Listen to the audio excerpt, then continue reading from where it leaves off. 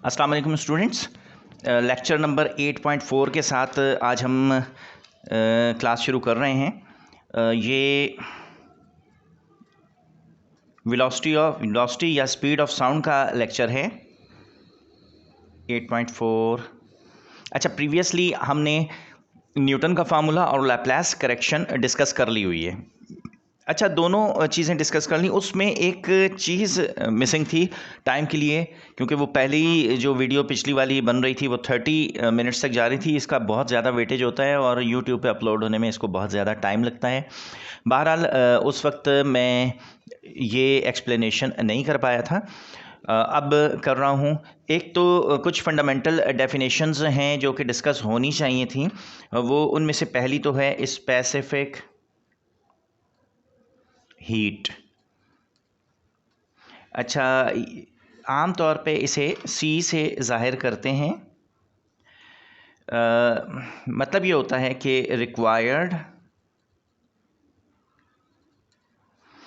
Amount of heat to increase 1 degree centigrade of 1 kilogram of an object is called specific heat। represent इसे C से करते हैं। C equal होता है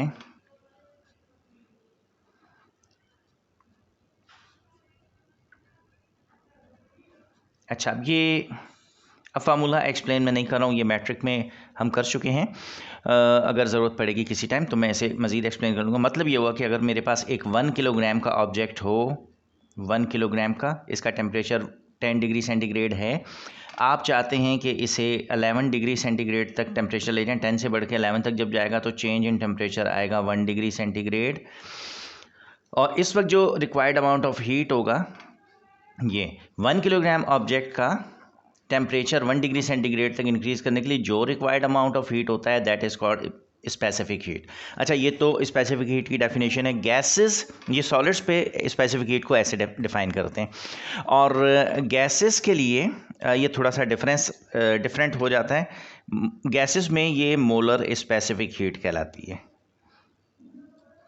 अच्छा, अब जो डेफिनेशन वहाँ और वही डेफिनेशन यहाँ। Required amount of heat to increase 1 degree centigrade of 1 mole of a gas is called molar specific heat। अच्छा, इसमें मोलर स्पेसिफिक हीट अगर डिस्कस करें तो ये एन, ये इस जगह पर एन आ जाएगा, यानी एन नंबर ऑफ मोल को रिप्रेजेंट करेगा। एक मोल का टेम्परेचर 1 डिग्री सेंटीग्रेड तक इंक्रीज करने के लिए required amount of heat, that is called molar specific heat. अच्छा, सी से ही जाहिर करें या किसी और चीज़ से जाहिर कर लें, कोई फ़र्क नहीं पड़ता है। मैं इस वक्त इनफैक्ट मोलर स्पेसिफिक हीट आपसे डिस्कस कर नहीं रहा हूँ, मैं चाह रहा था कि थोड़ा सा बैकग्राउंड आपको बता दूँ। अब गैसेस के केस में दो तरीक़ों से मोलर स्पेसिफिक हीट डिफाइन की जाती है। एक तो molar specific heat at constant pressure, ये प्रेशर कुकर आ गया। अच्छा, इसे जाहिर करते हैं सी पी से, यानी molar specific heat at constant pressure, ये पी मेंशन कर दिया इन्होंने। अच्छा, डिफाइन वैसे ही करेंगे आप। Required amount of heat to increase, अच्छा इंक्रीज करना है भाई, क्या करना है? 1 degree centigrade of 1 mole of a gas at constant pressure is called अब पूरा वो लिख देंगे, molar specific heat at constant pressure, ठीक है। अच्छा, क्या खासियत है इसमें? रिक्वायर्ड अमाउंट ऑफ हीट होगा, 1 मोल का ही इंक्रीज़ करना है 1 डिग्री सेंटीग्रेड, लेकिन खासियत ये होगी कि प्रेशर ऊपर कांस्टेंट रखेंगे, प्रेशर में कोई चेंज आपने नहीं करना है। यानी कि आपने गैस ऐसे रख दी है, इस पर ये पिस्टन लगा हुआ है, यहाँ पे फ़र्ज़ करो कि कोई आदमी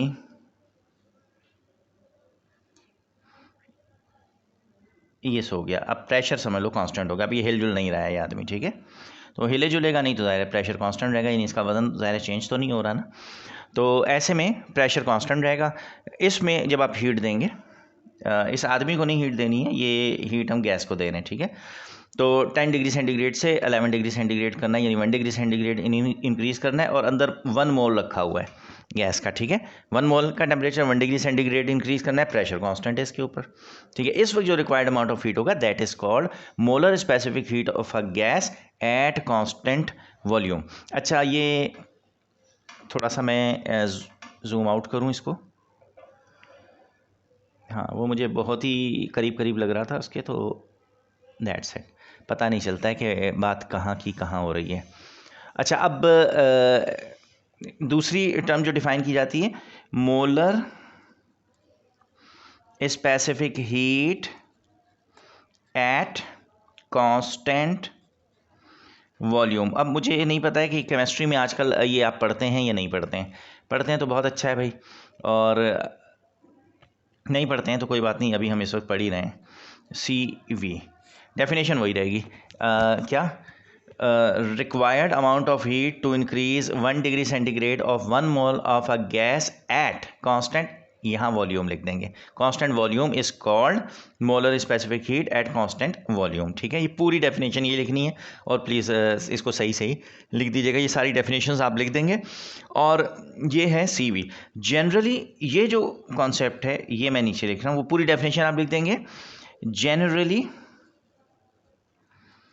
CV is always less than CP होता है। ये बात कौन कौन समझा? अच्छा, मैं इसको थोड़ा सा एक्सप्लेन करूँगा, ठहरे ज़रा।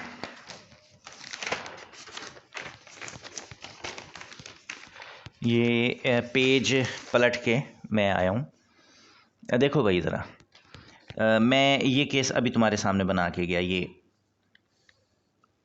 और इस पे मैंने ये बात कही कि ये प्रेशर जो है वो कांस्टेंट है, ठीक है। ये आदमी बस मज़े से लेटा हुआ है यहाँ, ठीक है, और ज़ाहिर है ये हिलजुल नहीं रहा है, तो प्रेशर हम कह सकते हैं कि कांस्टेंट है इसका। यहाँ से ये हीट आएगी, ये हम देंगे, 1 मोल है इसमें गैस का, टेम्परेचर इसका है 10 डिग्री सेंटीग्रेड, चाह रहे हैं हम ये कि ये बढ़ के हो जाए 11 डिग्री सेंटीग्रेड। अब जो रिक्वायर्ड अमाउंट ऑफ हीट है that is called molar specific heat at constant pressure, क्योंकि प्रेशर ये कांस्टेंट है इसके ऊपर, ठीक है। अच्छा, मैं और आगे जा रहा हूँ थोड़ा सा, ये आ गया दूसरा केस। यहाँ पे मैं क्या करता हूँ, ये अच्छा तुम ये इस बात पे देखो, जब हम हीट दे रहे होंगे तो ये गैस क्या हो रही होगी, गैस का टेम्परेचर बढ़ रहा होगा, इससे गैस एक्सपेंड हो रही होगी, एक्सपेंड हो रही होगी तो ये आहिस्ता आहिस्ता ये पिस्टन ऊपर को उठ रहा होगा, वॉल्यूम में चेंज आ रहा होगा। यहाँ पे हम क्या करते हैं, इस जगह पे स्क्रू लगा देते हैं, ठीक, यहाँ स्क्रू लगा दिया, यहाँ स्क्रू, अब पिस्टन ऊपर नहीं जा सकता है। ये ऐसे ही है जैसे कि आपने प्रेशर कुकर का ढक्कन ऊपर से बंद कर दिया है, यहाँ से आपने हीट देनी है, ठीक, और 1 मोल है इसमें गैस का, 10 डिग्री सेंटीग्रेड इसका टेम्परेचर है, चाह रहे हैं आप कि कितनी हो जाए, 11 डिग्री सेंटीग्रेड हो जाए, यानी कितना टेम्परेचर बढ़ाना है आपने, 1 डिग्री सेंटीग्रेड बढ़ाना है, ठीक है। 1 मोल का टेम्परेचर 1 डिग्री सेंटीग्रेड इंक्रीज करने के लिए जो रिक्वायर्ड अमाउंट ऑफ हीट हो एट कांस्टेंट वॉल्यूम, यानी वॉल्यूम नहीं चेंज हो रहा है, वो कहलाता है molar specific heat at constant volume. अब मुझे एक बात बताओ, जब आप हीट दें किसी सिस्टम को किसी भी जगह पर, और उसका वॉल्यूम चेंज हो रहा हो, यानी वॉल्यूम एक्सपेंड हो रहा हो, खुल रहा हो, वॉल्यूम एक्सपेंड जब होता है ना, तो एक बात जहन में रखो, जब किसी गैस का वॉल्यूम एक्सपेंड होता है यानी वॉल्यूम में इजाफा होता है, तो क्या होता है कि उस गैस का टेम्परेचर डिक्रीज़ करता है। अच्छा, इसका मतलब ये कि जब ये वॉल्यूम में इजाफा हो रहा होगा तो इसे ज़्यादा हीट रिक्वायर्ड होगी टेम्परेचर इंक्रीज़ करने के लिए। यहाँ प्रेशर कांस्टेंट रखा हुआ है, वॉल्यूम कांस्टेंट रखा हुआ है आपने, ठीक है। तो अब आप जब हीट देते हैं तो गैस खुल नहीं सकती है, एक्सपेंड नहीं हो सकती है, तो सारी की सारी हीट टेम्परेचर इंक्रीज़ करने में इस्तेमाल हो रही है, वॉल्यूम बढ़ाने में नहीं हो रही है, ठीक है। तो एक ही जगह पे क्योंकि सारी हीट यूज़ हो रही है, तो इसमें जो रिक्वायर्ड अमाउंट ऑफ हीट है वो रिड्यूस्ड हो जाता है, यानी कम हीट में ही ज़्यादा टेम्परेचर आ जाता है, ठीक है। तो इसलिए specific molar specific heat at constant volume हमेशा कम होती है। इसलिए जब हम इन दोनों का रेशो लेते हैं Cp डिवाइडेड बाय Cv, तो फॉर एयर के मॉलिक्यूल के लिए इसकी वैल्यू 1.4 आती है। 1.4 का मतलब ये है कि न्यूमरेटर और डिनोमिनेटर एक दूसरे के इक्वल नहीं है। Cv कम होगा तो ही तो आंसर 1 से बड़ा होगा ना, डिनोमिनेटर छोटा होगा तो ही आंसर 1 से बड़ा आएगा ना। ये याद है ना तुम्हें, फ्रैक्शन में हम ये चीज़ काफ़ी दफ़ा डिस्कस कर चुके। अच्छा, अब ये होता है R, Cp divided by Cv। Excuse me. अच्छा, अब हमने प्रीवियसली जो डिस्कस किया था आपके सामने, भला क्या डिस्कस किया था हमने? लैप्लेस करेक्शन डिस्कस की थी। अच्छा, पहले तो हम स्पीड ऑफ साउंड का फार्मूला आपसे डिस्कस करके गए थे। क्या भला? ये था E डिवाइडेड बाय रॉ। अच्छा, और फॉर गैसेस हमने ये बात डिफाइन की थी कि E रिप्लेस हो जाता है B से, क्योंकि B बल्क मॉडुलस होता है, इलास्टिसिटी को डिफाइन, कंप्रेसिबिलिटी को डिफाइन करता है, और E इलास्टिसिटी को डिफाइन करता है। तो जब सॉलिड्स की बात होगी तो हम E रखेंगे इस फार्मूला में, और जब गैसेस की बात होगी तो हम इस जगह पर B रखेंगे। इसलिए स्पीड ऑफ साउंड का फार्मूला आता है B अपॉन रॉ। न्यूटन ने ये बात कही थी कि जो प्रोपगेशन ऑफ साउंड वेव होती है वो एक आइसोथर्मल प्रोसेस होता है। आइसोथर्मल प्रोसेस में B इक्वल होता है प्रेशर के, ये हम प्रूफ कर चुके हैं। और इसलिए न्यूटन ने जो फार्मूला दिया था वो हमें दिया था P डिवाइडेड बाय रॉ, और इससे हमने जो कैलकुलेशन की थी वो 280 मीटर्स पर सेकेंड आ गई थी हमारे पास। और लैप्लेस ने ये बात कही थी कि ये जो सिस्टम होता है जिसमें आवाज़ एक जगह से दूसरी जगह जाती है, ये आइसोथर्मल प्रोसेस नहीं होता है बल्कि एडियाबैटिक प्रोसेस होता है। एडियाबैटिक प्रोसेस में B is equal to P के इक्वल नहीं होता है बल्कि RP के इक्वल होता है। और इस फार्मूला में ये जो फार्मूला लिखा हुआ है इसमें P की जगह हमने क्या लिख दिया था? R into P divided by raw. और ये यानी इस जगह पर लैप्लेस की, अगर आपसे कोई कहे कि भाई न्यूटन के फार्मूला में लैप्लेस की करेक्शन क्या थी, तो ये करेक्शन थी। क्या लगेगा? R, सिर्फ R। अच्छा, R क्या चीज़ है? R is the ratio between Cp upon Cv, और फॉर एयर इसकी वैल्यू होती है 1.4। तो सिंपली लैप्लेस ने न्यूटन के फार्मूला के साथ 1.4 को मल्टीप्लाई कर दिया था, ठीक है। मैं आप होते हम क्या करते कि असल आंसर लाने के लिए डिवाइड और मल्टीप्लाई करके मालूम कर लेते कि क्या नंबर मल्टीप्लाई करें तो सही आंसर आता है, और हम लिख देते। लेकिन हमारे पास कोई साइंसी उसकी तौजीह नहीं होती, कोई वजह नहीं होती, कोई एक्सप्लेनेशन नहीं होती कि हमने ये जो 1.4 किया ये है क्या चीज़। तो लैप्लेस क्योंकि साइंटिस्ट था तो उसने हमें बता दिया कि भाई ये जो 1.4 है ये कोई आम चीज़ नहीं है, Cp और Cv का रेशो है। अच्छा, अब ज़रा ये चीज़ हम प्रूफ कर लें कि ये जो B है बल्क मॉडुलस, ये एडियाबैटिक प्रोसेस में Rp के इक्वल होता है, ठीक है। अच्छा, ये मैं चाह रहा था कि प्रूफ हो जाए, तो प्रूफ किसका? कि B is equal to RP होता है इन एडिया, अच्छा ये मैंने A डाला है, एडियाबैटिक प्रोसेस। अच्छा, पिछली दफ़ा क्या हुआ कि वीडियो जो 30 मिनट्स की हो गई वो 2.5 GB चली गई, और उसमें ये हो गया कि जब मैं उसे अपलोड कर रहा था तो भाई वो 8-9 घंटे का अपलोड टाइम दे रहा था, तो वो बहुत ज़्यादा था। मैंने फिर उसका साइज़ रिड्यूस किया, साइज़ रिड्यूस करने के लिए सॉफ्टवेयर में डाला तो उसकी क्वालिटी थोड़ी ख़राब हो गई। बुशरा ने ये बात कही कि सर पढ़ने में नहीं आ रहा है, आवाज़ सुन सुन के हमने इस लेक्चर को लिखा है। तो आज मैं इंशाल्लाह इतना लंबा नहीं जा रहा हूँ। तो देखें, फॉर, अच्छा ये स्टार्ट यहाँ करेंगे, for adiabatic process Boyle's law याद है कैसे लिखते हैं? Boyle's law can be written as, अच्छा कैसे लिख सकते हैं? अच्छा, अब इस बात को समझो, PV is equal to constant, ये आइसोथर्मल प्रोसेस में होता है। एडियाबैटिक प्रोसेस में PV के ऊपर ये R लगता है। R पता है क्या चीज़ है? R is equal to CP divided by CV, ये हमने अभी डिफाइन कर दिया आपके सामने, ठीक है। अच्छा, हम कह रहे हैं कि किसी भी सिस्टम में गैस पर एडियाबैटिक प्रोसेस अगर हो तो पी वी का आंसर हमेशा एक कांस्टेंट होता है। अच्छा, जब मैं ये बात कहता हूँ कि भाई पी वी का आंसर कांस्टेंट होता है तो इसका मतलब है कि फर्स्ट स्टेट और फाइनल स्टेट दोनों में इन दोनों का मल्टीपल एक कांस्टेंट नंबर होगा। तो फॉर फाइनल स्टेट, अच्छा फाइनल स्टेट याद है तुम्हें, प्रीवियसली जो डेफिनेशन में मैंने पीवी का आपको सॉल्यूशन किया था तो उसमें मैंने बताया था कि फाइनल स्टेट थी पी, प्रेशर की फाइनल स्टेट थी पी डेल्टा पी, और वी की फाइनल स्टेट थी वी माइनस डेल्टा वी। इनका आंसर भी कांस्टेंट ही रहेगा और एडियाबैटिक प्रोसेस में वॉल्यूम पे लगता है आर। ठीक है, तो अब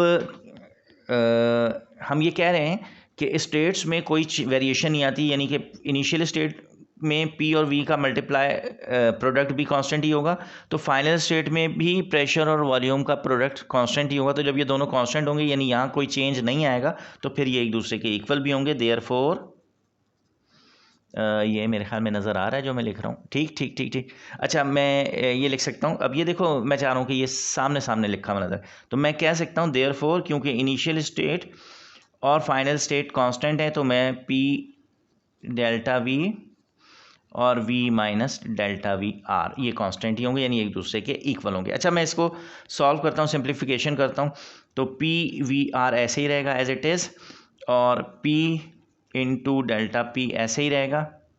यहाँ मैं क्या करता हूँ कि v कॉमन ले लेता हूँ। अच्छा, ये मैथ्स के स्टूडेंट्स तो बार बार करते हैं, फिजिक्स के स्टूडेंट्स जो हमारे मेडिकल के प्री मेडिकल के स्टूडेंट हैं वो देख लें इसको। ये v मैंने बाहर ले लिया, जब v मैंने बाहर ले लिया तो अंदर यहाँ बच गया 1, कॉमन ले लिया मैंने। ठीक है, अच्छा यहाँ v था ही नहीं तो मैं करता हूँ ये v नीचे लिख देता हूँ और इस पे आ जाएगा आर, ये मैंने पूरे पे लिख दिया।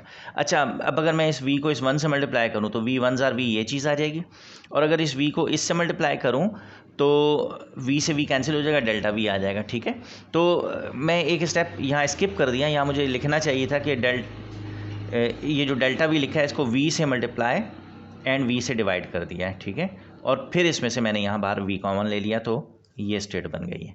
अच्छा, बहरहाल समझ आ जाता है, अच्छी बात है, नहीं है तो मुझसे पूछ लेना भाई, मैं दोबारा ऐसे कर दूंगा। ठीक है, अच्छा अब ये v जो है ये r इस v पर भी है, ये r इस पर भी है, तो इस r को मैं एक दफ़ा इस पर लिख के कॉमन बाहर निकाल लेता हूँ तो मेरे पास आ जाएगा p डेल्टा p, ये तो एज इट इज़ आ गया। ये v मैं बाहर ले लेता हूँ v, और ये इसके ऊपर जो r लगा है ये r ऐसे आ गया। ठीक है, अब ये अंदर क्या बच गया है, 1 minus delta v divided by v into R. अच्छा, ये v ये यहाँ देखें p plus delta p multiply हो रहा है पूरा का पूरा v की पावर r, और ये पूरा मल्टीप्लाई हो रहा है इस वाले फैक्टर से, ये सारे मल्टीप्लाई हो रहे हैं, तो मैं सिंपली इस v की पावर r और इस v की पावर r इनको कैंसिल कर देता हूँ। ठीक है, तो मेरे पास आ गया p is equal to p plus delta p और 1 minus delta v upon v into R. अच्छा, अब ये हो गई equation 1 by using binomial theorem. अच्छा, बाइनोमियल थ्योरम यूज़ करेंगे। अगर वो याद है बाइनोमियल थ्योरम ने एक दफ़ा पहले भी किया था, मैं अगर पूरा करूं तो कर सकता हूं लेकिन कोई फ़ायदा नहीं है ना, ज़रूरत नहीं है उसकी मुझे। ये फैक्टर यानी delta v divided by v ये बहुत स्मॉल वैल्यू है। ठीक है, और ये भी हमने पिछली दफ़ा डिस्कस कर लिया था कि डेल्टा v बहुत ही स्मॉल वैल्यू होती है, फिर उसको v से आप डिवाइड कर रहे हैं तो बहुत ही छोटा सा नंबर है। ऐसी वैल्यूज़ में जहाँ ये वाला फैक्टर 1 हो, यहाँ 1 हो, फिर उसमें से माइनस हो रहा हो, बहुत ही स्मॉल फैक्टर, और पावर कोई इंटीजर नहीं हो यानी कोई होल नंबर नहीं हो बल्कि कोई पॉइंट्स में कोई वैल्यू हो, तो ऐसे में according to binomial theorem 1 minus delta v over v into R ये इक्वल होता है 1 minus R into delta v, यानी कि ये जो सेकंड टर्म होती है इससे पावर को मल्टीप्लाई कर दिया जाता है। ठीक है, अच्छा ये हमने मल्टीप्लाई कर दिया और अब देख लेते हैं भाई हमारे पास क्या आ रहा है। तो मैं ये वाली वैल्यू उठा के इधर रख देता हूँ, इस पूरे की जगह ये वाली वैल्यू रख सकते हैं, तो हमारे पास आ जाएगा p is equal to p plus delta v into 1 minus R into delta V over V. अब ये मल्टीप्लाई करते हैं, यानी मैंने ये जो पूरी वैल्यू है ये उठा के इस जगह पे रखी है, ठीक है। अच्छा, अब इस P एक दफ़ा इससे मल्टीप्लाई होगा, एक दफ़ा इससे मल्टीप्लाई होगा, ये आ जाएगा P 1 jar P plus minus minus P जब इससे मल्टीप्लाई होगा R into P into delta V into V। अच्छा, ये मैंने इससे मल्टीप्लाई कर दिया, ठीक है। R मैंने बाहर ले लिया, P को इसके साथ लिख दिया, ठीक है। अच्छा, अब ये plus plus plus delta V एक दफ़ा इससे मल्टीप्लाई होगा, एक दफ़ा इससे मल्टीप्लाई होगा, delta V 1 jar delta V आ गया, ठीक है। और प्लस माइनस माइनस, और R जब इससे मल्टीप्लाई होगा तो R into delta V square divided by V। ये तो बहुत ही स्मॉल टर्म है, ये माइनस हो जाएगी, ठीक है। अच्छा, अब क्या हो गया P, ये P प्लस का इसको मैं इक्वल के इधर ले आता हूँ, क्या हो जाएगा, और ये आ गया डेल्टा V, ये पूरी टर्म ज़ीरो हो गई। अच्छा जी, अब ये तो आ गया ज़ीरो, P में से P माइनस हो गया, ये ज़ीरो हो गया, और minus R P delta V upon V plus delta V. अच्छा, अब क्या करते हैं कि मैं इस माइनस के फैक्टर को इक्वल के इधर ले आता हूँ, तो माइनस का ये इधर आके हो जाएगा plus P into delta V over V. अच्छा जी, अब राइट साइड पे हमारे पास क्या है, डेल्टा वी। अब ज़रा सा इसे सॉल्व करते हैं, देखते हैं हमारे पास क्या आता है। ये मज़ीद सिंप्लीफाई करने की कोशिश करते हैं। अच्छा, मैं एक चीज़ गलत कर गया, यहाँ मैं डेल्टा वी लिख के आ गया, ये डेल्टा पी था, सॉरी भाई, सॉरी सॉरी सॉरी, गलती होगी मुझसे। और ये जब 1 से मल्टीप्लाई होगा तो इस जगह भी पी आएगा, सॉरी भाई, और ये भी पी और ये भी पी। अच्छा, और इस लिहाज से यहाँ ये जब माइनस का R P delta V over V equal के इधर आएगा तो ये प्लस का हो जाएगा, और यहाँ पे ये डेल्टा पी बचेगा से, ठीक है जी। अच्छा, अब देखें, असल में हाँ, अब मैं ये इसे सॉल्व करता हूँ थोड़ा सा, ठीक है। इस पी को अगर मैं अकेला छोड़ूँ, ठीक है, इस पी को, तो मेरे पास क्या सूरत हाल आएगी। ठहरो ज़रा, मेरे पास पेज नहीं है, ठहरे भाई। असल में आजकल लॉकडाउन लगा हुआ है, बुक शॉप्स जो है ना खुल नहीं रही हैं। मैं जब बाहर गया तो आज कोई बुक शॉप खुली हुई नहीं थी, तो मैं चाह रहा हूँ कि ये भी फैक्टर आपको नज़र आए, और मैं जब इसे लिखूँ तो ये पूरी चीज़ नज़र आए। अच्छा, आर पी मैं यहीं छोड़ रहा हूँ, ठीक, ये वाला, और राइट साइड पे क्या है, ये डेल्टा पी लिखा हुआ है, ठीक है। यहाँ ये डेल्टा वी और वी ये मल्टीप्लाई हो रहे हैं इस पी से ना, जब मैं इक्वल के उधर लेके जाऊंगा तो ये पूरा फैक्टर यहाँ आ जाएगा नीचे डिवाइड में। ये पूरी चीज़ याद है आपको क्या है, ये था बल्क मॉडुलस। तो प्रूव हो गया कि एडियाबैटिक प्रोसेस में B is equal to R P होता है, देयरफॉर स्पीड ऑफ साउंड का जो फार्मूला है B ओवर रॉ वो इक्वल हो जाएगा किसके, यहाँ B की वैल्यू आ जाएगी, ये हो जाएगा R P divided by raw. ये वो वजह है जिसकी वजह से हमने लैप्लेस का जो करेक्टेड फार्मूला लिखा था वो ये लिखा था, ठीक है। तो अब आपने करना क्या है, आपने लेक्चर 8.4 में जो असाइनमेंट जमा करेंगे, स्पेसिफिक हीट की हेडिंग डालेंगे, ये पूरी डेफिनेशन लिखेंगे। मोलर स्पेसिफिक हीट की हेडिंग डालेंगे, पूरी डेफिनेशन लिखेंगे। Molar specific heat at constant pressure और वॉल्यूम, इन दोनों की डेफिनेशन लिखेंगे, ठीक है। और ये डेफिनेशंस लिखने के बाद आप लिखेंगे prove is equal to R P, और ये ब्रैकेट में लिखेंगे इन एडियाबैटिक प्रोसेस, और यहाँ से शुरू हो जाएंगे for adiabatic process Boyle's law can be written as this, और फॉर द फाइनल स्टेट्स ये दोनों ये इक्वल टू दिस हो जाएंगे, therefore this equal to this, और उसके बाद ये पूरा सिंप्लीफिकेशन का प्रोसेस करेंगे। सिंप्लीफाई करने के बाद यहाँ तक इसे लेके आ जाएंगे, ठीक है। ये आपके पास प्रूव आ गया लैप्लासियन करेक्शन का, ठीक है भाई। अब इंशाल्लाह आप असाइनमेंट जमा कर देंगे। मेरे पास 2 क्लासेस हैं कल, यानी कि आज ट्यूसडे है, एक कल की क्लास लेनी है, ईद से पहले यही क्लासेस हैं, ठीक है। तो 8.5 का लेक्चर मैं इंशाल्लाह और कर दूंगा। तो ये आपके पास प्रूफ्स आ गए हैं, देखें मुझे टाइम मिलता है तो velocity of sound eight 0 degree centigrade मैं कैलकुलेट कर दूंगा, मेरे सर से एक टेंशन दूर हो जाएगी। थैंक यू बेटा, थैंक यू वेरी मच, अल्लाह हाफिज़।